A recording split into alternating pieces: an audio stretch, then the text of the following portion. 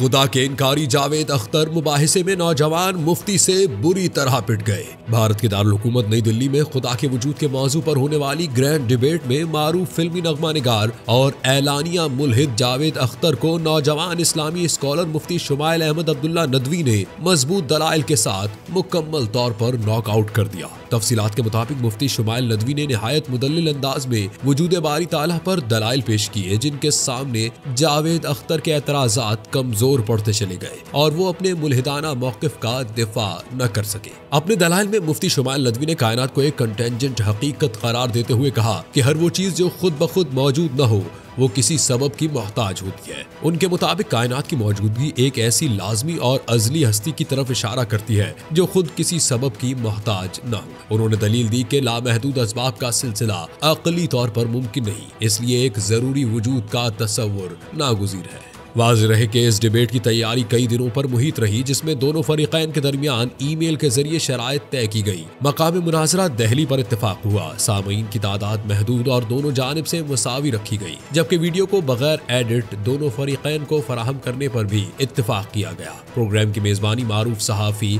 अबिसार शर्मा ने की, जबकि इसका बराह रास्त नशर मुफ्ती शुमाइल अब्दुल्ला के ऑफिशियल यूट्यूब चैनल पर किया गया। काबिल जिक्र बात यह भी है कि जावेद अख्तर अगरचे आज मजहब के सख्त नाक़िद और मुल्हिद के तौर पर जाने जाते हैं, लेकिन वो 19वीं सदी के अजीम मुस्लिम आलिम दीन अल्लामा फजल हक खैराबादी की नस्ल से ताल्लुक़ रखते हैं।